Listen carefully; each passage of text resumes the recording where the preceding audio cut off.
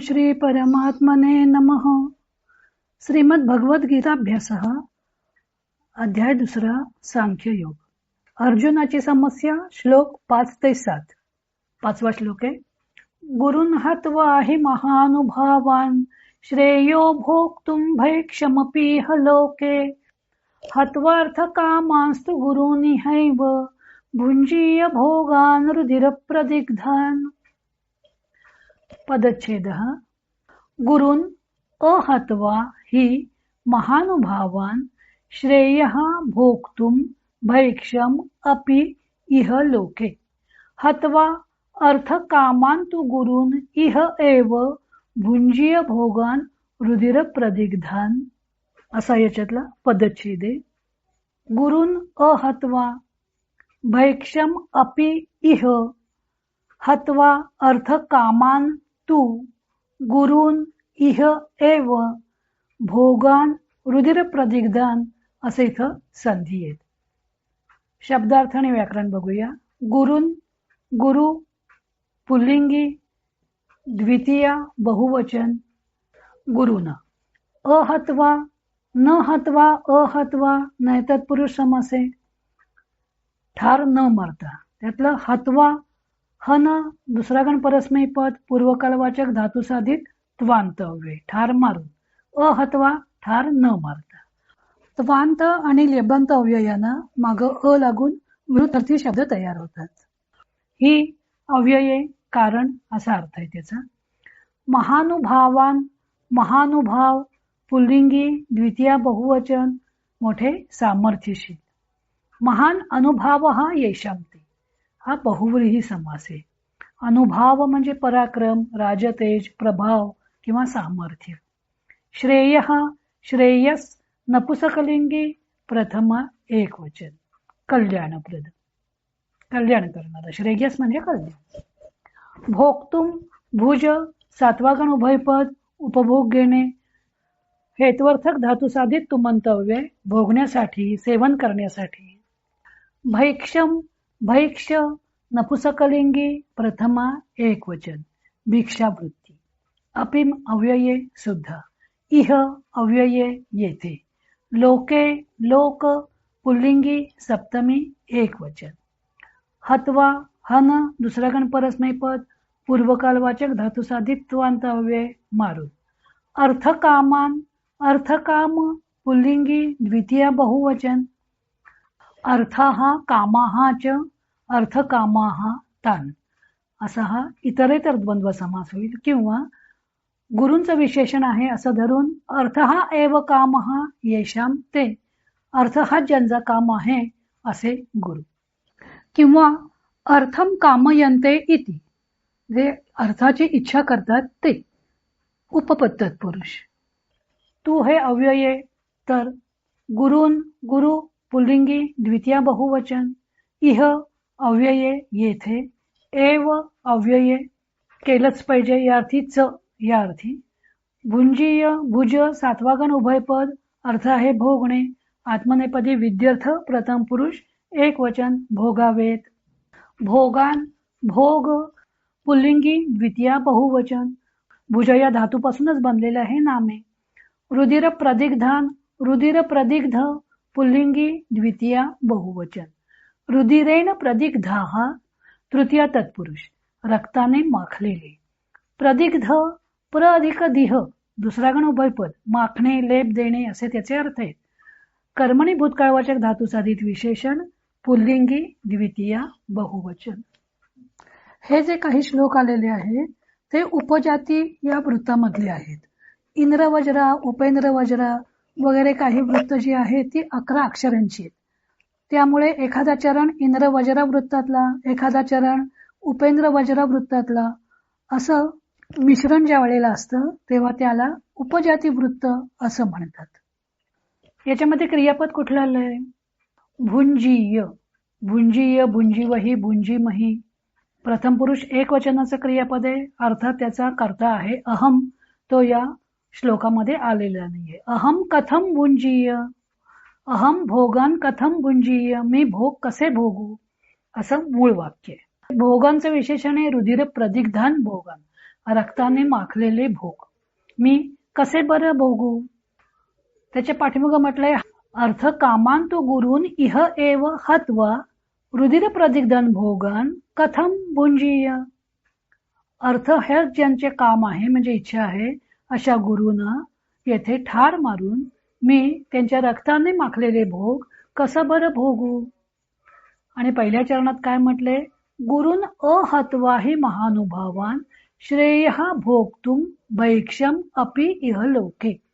इहलोके या जगामध्ये महानुभावान गुरुन अहत्वा, महानुभावान हे गुरूंचं विशेषण आहे. महानुभाव मोठे सामर्थ्यशाली अशा गुरुना ठार न मारता भैक्षम भोगतुम श्रेय, भिक्षा मागणं सुद्धा योग्य आहे लोके म्हणजे या जगामध्ये.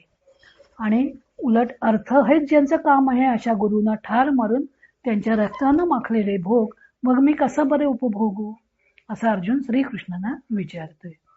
पुन्हा एकदा अन्वय आणि अर्थ बघूया. महानुभावान गुरुन अहत्वा इह लोके भैक्षम अपि भोक्तुम श्रेय. ही अर्थ कामान गुरुन हत्वा इह रुधिर प्रदिग्धन भोगान एव तू भुंजीय. महान योग्यतेच्या गुरुना न मारता या लोकी भिक्षावृत्तीचे देखील सेवन करणे योग्य आहे, श्रेयस्कर आहे. गुरुजनांचा वध केला तर त्यांच्या रक्ताने माखलेले विषय भोगच मी भोगीन किंवा मी कसे काय भोगू. कथम हे एक आपल्या पदर्थ घातलं तर मी कसं काय भोगू, का बरं भोगू असा प्रकारे त्याचा अर्थ होईल. गुरूंच्या रक्ताने माखलेले भोग भोगण्यापेक्षा भिक्षावृत्तीनं राहणं चांगलं असं म्हणून अर्जुनानं या श्लोकात आणखी गहिरे रंग भरले आहेत. आपले हे म्हणणे श्रीकृष्ण नक्कीच मानतील असे त्याला वाटत आहे. पापाची टोचणी तर त्याच्या मनाला आहेच. मुख्यतः क्षात्र धर्माप्रमाणे गुरुजनांचा वध करणे योग्य की स्वधर्म त्याग करून भिक्षावृत्तीचा अवलंब करणे योग्य हा त्याच्या मनापुढे असणारा प्रश्न आहे. कोणताही मार्ग स्वीकारला तरी दोष आहेच व निंदा सहन करावी लागणारच आहे. भिक्षावृत्तीने राहावे तर स्वधर्म त्यागाचा दोष लागतो व युद्ध करावे तर गुरुजनांच्या वधाच्या पापाचा दोष लागतोच आणि आयुष्यभर पश्चातापाची टोचणी राहते ती वेगळीच. गीतेत अर्जुन, भीष्म व द्रोण यांचा वध करणे कसे चुकीचे आहे ते श्रीकृष्णांना पटवून देत आहे. गुरुजनांचा वध करणे योग्य होणार नाही, त्यांच्या रक्ताने माखलेले भोग भोगण्यात आपल्याला स्वारस्य नाही असेही तो सांगतो. तेथे गुरुंना अर्थ कामान हे आणखी एक विशेषण लावलेलं आहे. अर्थ कामान म्हणजे अर्थाला ओशाळलेले. गीता सांगून झाल्यावर युद्धाला सुरुवात करण्यापूर्वी युधिष्ठिर आपल्या गुरुजनांना वंदन करून त्यांचा आशीर्वाद घेण्यासाठी रणांगणावर आपले कवच काढून त्यांना नमस्कार करण्यास गेला असता त्या सर्वांनी आपण दुर्योधनाच्या बाजूने का लढत आहोत त्याचे कारण सांगितलं. अर्थस्य पुरुषो दासो दासस्त्वर्थो न कस्यचित इति सत्यम महाराज बद्धोस्म्यर्थेन कौरवैहि. मनुष्य अर्थाचा गुलाम आहे, अर्थ कोणाचा गुलाम नाही असा खरा प्रकार असल्यामुळं महाराज युधिष्ठिर कौरवांनी मला अर्थाने बांधून टाकले आहे. द्रोण, कृप वगैरे गुरुजन हे दुर्योधनाच्या अन्नाला ओशाळलेले असल्यामुळे ते त्याच्या बाजूने लढत आहेत ही गोष्ट ठीक आहे. पण भीष्म काही दुर्योधनाचे ओशाळे नाहीत. भीष्म आपल्या महान चारित्र्याने वंदनीयच आहेत. फक्त त्यांनी प्रतिज्ञेप्रमाणे त्यांची निष्ठा हस्तिनापूरच्या राज्याशी समर्पित केली होती. भीष्म व द्रोण यांनी वेळोवेळी दुर्योधनाला पांडवांशी सलोखा करण्याचा सल्लाही दिला होता. आता पुढचा श्लोक बघूया. श्लोक 6. न चैतद्विद्मः कतरन्नो गरीयो यद्वा जयेम यदि वा नो जयेयुः यानेव हत्वा न जिजीविषामस्तेव स्थिताः प्रमुखे धार्तराष्ट्राः. पदच्छेद.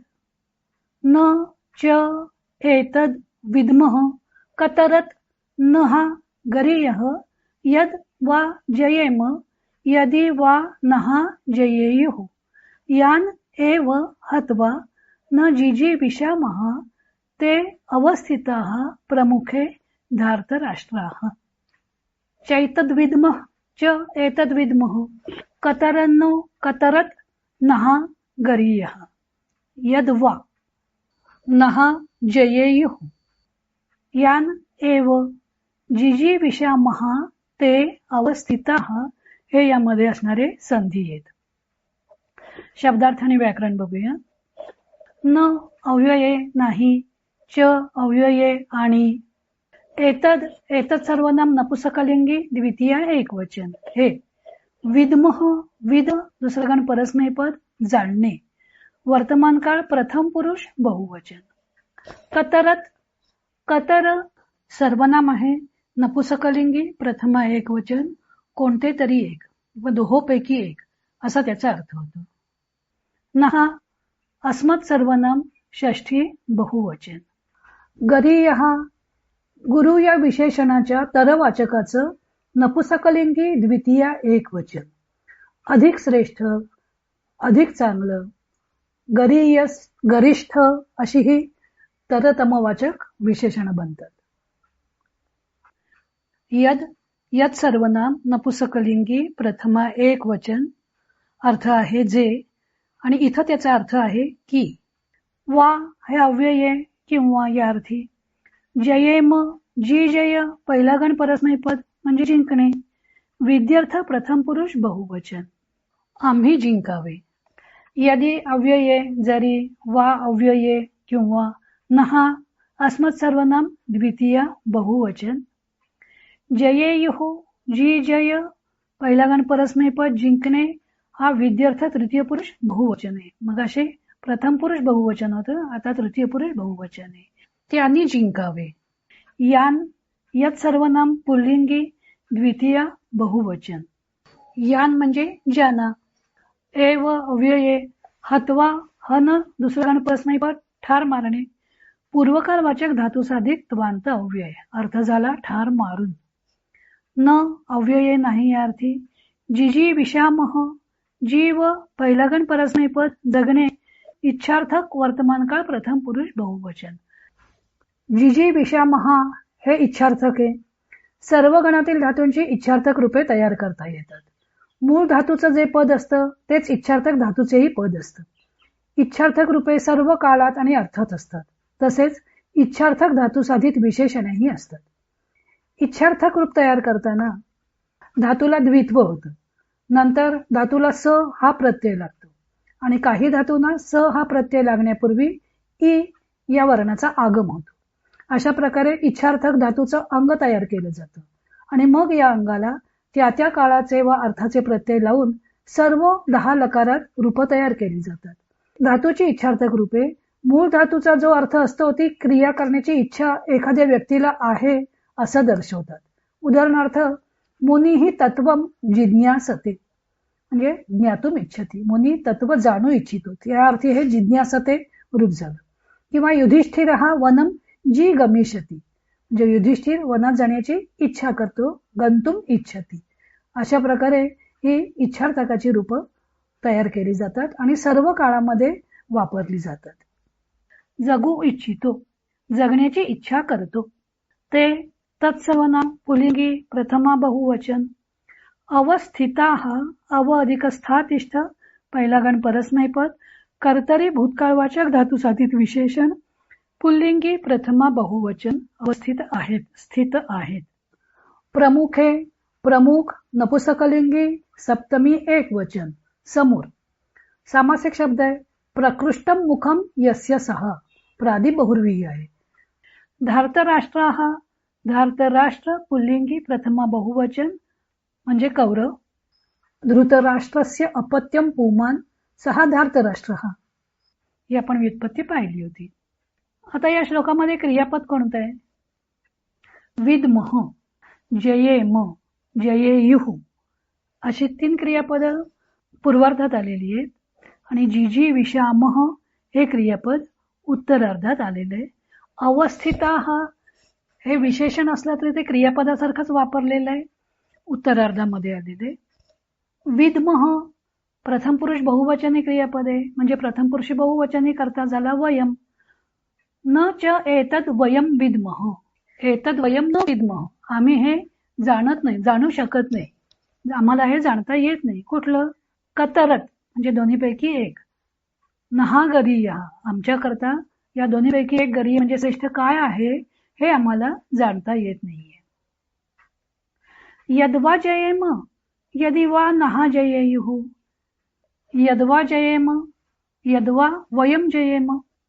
या युद्धामध्ये आम्ही जिंकू की यदि वा नहा जयेयुः. जयेयुः तृतीय पुरुषी बहुवचने क्रियापदे अर्थात असते किंवा धार्तराष्ट्र हा त्याचा कर्ता आहे. कौरवाः जयेयुः, नहा अस्मान नहा. इथं नहा द्वितीय बहुवचन आहे. कर्म येते क्रियापदाचं. जयेयुः क्रियापदाचं कर्म आहे नहा, म्हणून ती द्वितीय विभक्ती आहे. न च एतद् विद्मः, आम्ही हे जाणत नाही. कतरत नहा गरीयः, इथं नहा आहे ही षष्ठी विभक्ती आहे. आमच्याकरता श्रेष्ठ काय आहे, कल्याणकारक काय आहे. यद्वा जयेम, आम्ही जिंकू युद्धामध्ये की यदि वा नहा जयेयुः, कौरवाः नहा जयेयुः, की कौरव आम्हाला जिंकतील युद्धामध्ये. त्याच्या पुढे तो सांगतोय यान एव हत्वा न जिजीविषामः. जिजीविषामः प्रथम पुरुष बहुवचनी क्रियापदे. वयम हा कर्ता झाला. वयम न जिजीविषामः, आम्ही जगण्याची इच्छा करत नाही. काय करून, यान एव हत्वान, यान कौरवान हत्वा, या कौरवांना ठार मारून आम्हाला जगण्याची इच्छा नाही. परंतु धार्तराष्ट्राः प्रमुखे अवस्थिताः, परंतु हे धार्तराष्ट्र, हे कौरव धृतराष्ट्राचे पुत्र समोर उभे आहेत. अर्थातच युद्धाच्या इच्छेनं समोर उभे आहेत. त्यांना ठार मारून जगण्याची आम्हाला तर इच्छा नाहीये, आणि याच्यामध्ये काय करावं हेही आम्हाला कळत नाहीये. आपल्या या स्वजनांबरोबर युद्ध करावं की करू नये, याच्यामध्ये कुठलं श्रेयस्कर गोष्ट आहे. आणि या युद्धामध्ये आम्ही जिंकू की ते आम्हाला जिंकतील हेही मला कळत नाहीये, असा या श्लोकाचा अर्थ झाला. आता एकदा त्याचा आपण अन्वय आणि अर्थ बघूया. कतरत नहागरीयः एतत् च न विद्मः, या दोहोंपैकी आम्हाला कोणते श्रेयस्कर आहे ते मला समजत नाही. आता का त्या दोन गोष्टी कुठल्या, यद्वा वयम जयेम, यदि वा ते नहा जयेयुः.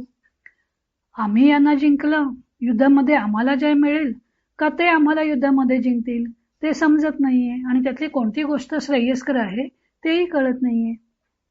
यान एव हत्वा न जिजीविषामः, ते धार्तराष्ट्राः प्रमुखे अवस्थिताः, ज्यांना ठार मारून जगण्याची आमची इच्छा नाही ते कौरव लढण्याकरता येथे समोर आलेले आहेत, समोर उभे आहेत. अर्जुनाने आणखी एक नवीन मुद्दा मांडला. युद्धामध्ये कोणाचा जय होणे योग्य ते आपल्याला कळत नाही असं त्याचं म्हणणं होतं. तसेच कौरवांना ठार मारून आपण जगू इच्छित नाही असेही त्यांनी सांगितले. पण कौरव मात्र कोणताही मागचा पुढचा विचार न करता युद्धेच्छेने उभे राहिलेले आहेत, याचे त्याला वाईटही वाटत आहे. आम्ही जिंकणे श्रेयस्कर आहे की त्यांनी विजयी होणे श्रेयस्कर आहे, हा अर्जुनाचा प्रश्नच मुळात अस्थायी आहे. हा गृहकलह असला तरी न्याय्य हक्कासाठीच होता, आणि न्याय्य हक्काकरता लढणे हे धर्मयुद्ध होते. कौरवांनी पांडवांचे राज्य बळकावले असल्यामुळं ते परत प्राप्त करणे यात कोणताच दोष नव्हता. युद्धामध्ये मनात कोणताही विकल्प न आणता प्राणपणानं लढणं हे कर्तव्य आहे. आता हे युद्धच आहे, तेव्हा कोणत्या क्षणी कसे पारडं फिरेल व विजयाची माला कोणाच्या गळ्यात पडेल हे काही सांगता येत नाही.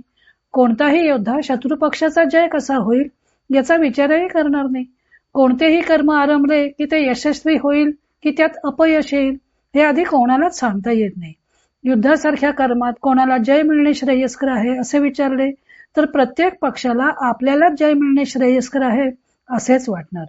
पुढे काय होणार हे सर्वस्वी काळ ठरवत असतो. मग आपल्या हातात काय उरते तर केवळ प्राप्त कर्तव्य निरलसपणे करत राहणे.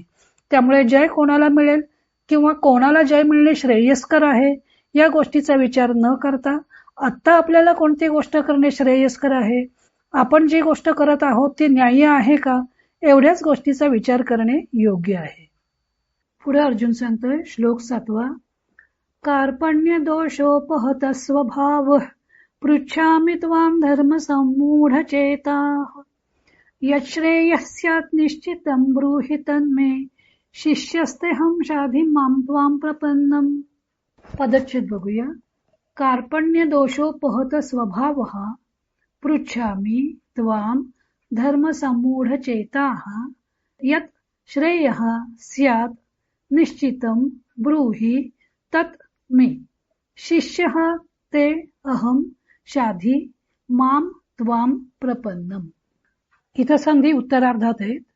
यत् अधिक श्रेयः स्यात् अधिक निश्चितम तत् अधिक मे आणि शिष्यः अधिक ते अधिक अहम. आता व्याकरण आणि शब्दार्थ बघूया. कार्पण्य दोषोपहत स्वभाव. ह्याच्यात मूळ शब्द झाला कार्पण्य दोषोपहत स्वभाव. पुल्लिंगी प्रथमा एक वचन. अर्थातच हा सामासिक शब्द आहे. कार्पण्य, दोष, उपहत, स्वभाव असे 4 शब्द एकत्र येऊन इथं समास बनलेला आहे. कार्पण्यम एव दोषः. कार्पण्य म्हणजे मनोदौर्बल्य, हाच दोष. हा झाला रूपकावर आधारित कर्मधारय समास झाला. कार्पण्यम एव दोषः. कार्पण्य शब्द कसा बनला? कृपणस्य भावः कार्पण्यम. कृपणाचा भाव तो कार्पण्य. कृपण शब्द आपल्याला कंजूष या अर्थी माहिती आहे, पण कृपण या शब्दाचे अनाथ, दुबळा, निंद्य, नीच, मूर्ख, लोभी असेही अर्थ आहेत. इथे दुबळेपण असा अर्थ होईल. कार्पण्य दोषोपहतः. कार्पण्य दोषेण उपहतः.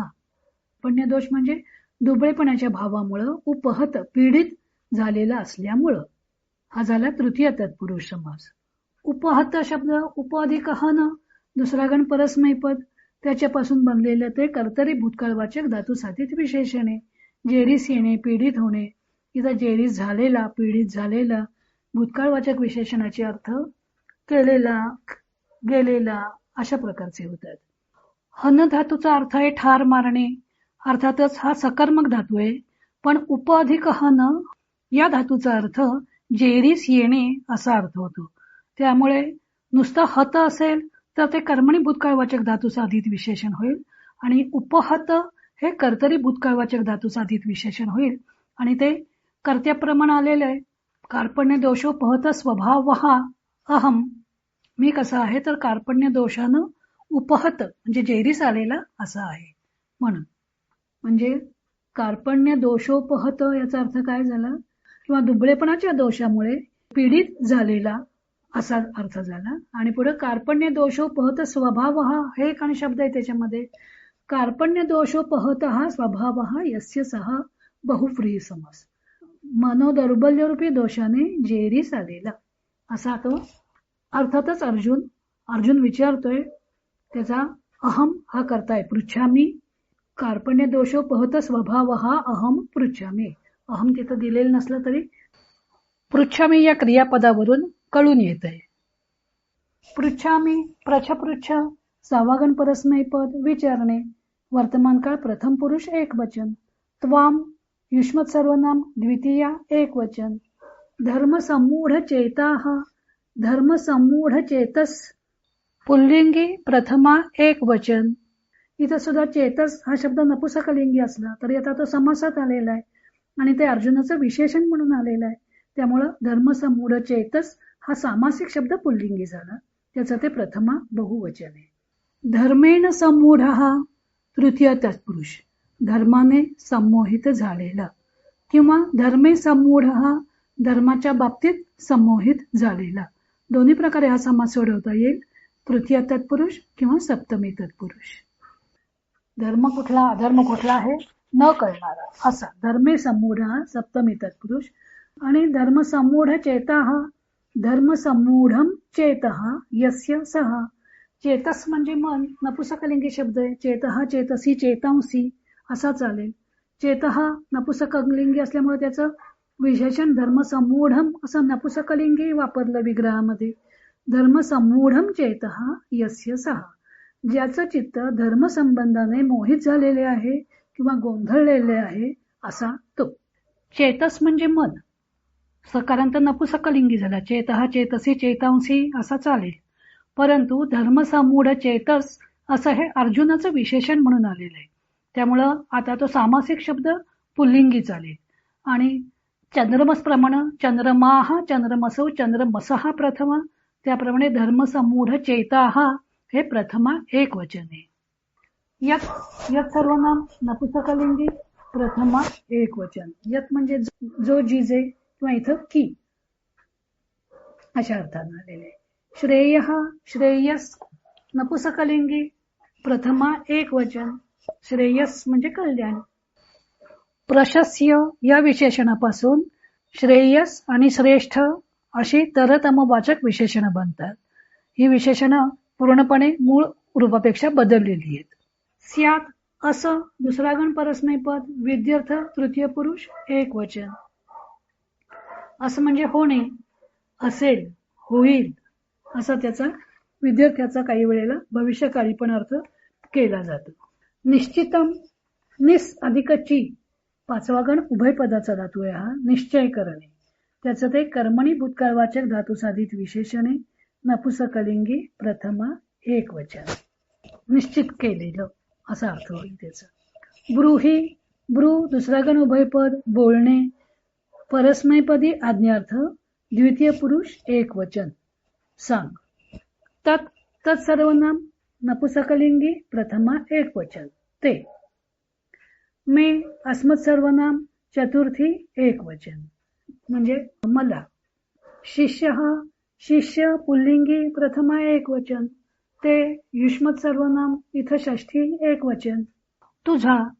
अहम अस्मत् सर्वनाम प्रथमा एक वचन मी. शाधी शास दुसरा गण परस्मैपद शिकवणे उपदेश देणे असा त्याचा अर्थ आहे. आज्ञार्थ द्वितीय पुरुष एक वचन. शास हा धातू दुसरा गण आत्मनेपदीपणे आणि दुसरा गण परस्मैपदीपणे. आत्मनेपदी धातूचे अर्थ आहेत इच्छिणे, मानणे, मिळवणे, वर देणे वगैरे. आणि दुसऱ्या गण परस्मैपदी धातूचे अर्थ आहेत उपदेशणे, सल्ला देणे, राज्य करणे, आज्ञा करणे.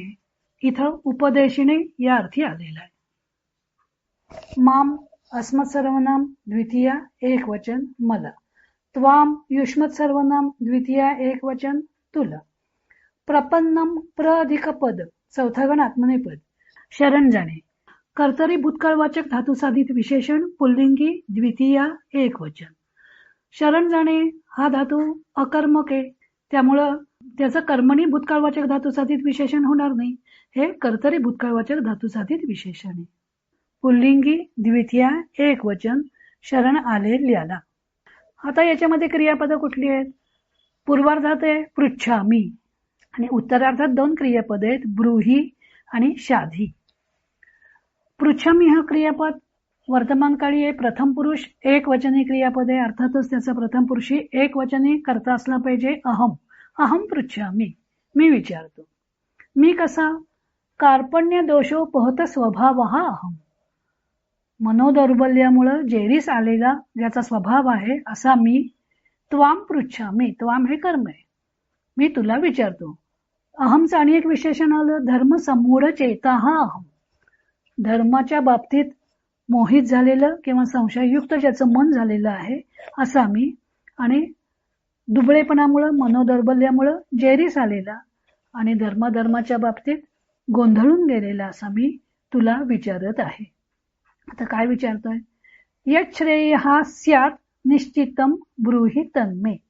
स्यात हेही आहेत याच्यामध्ये क्रियापद आहे. यत् श्रेय हा स्यात. यत् जे श्रेय म्हणजे इथं कल्याण. स्यात म्हणजे असेल.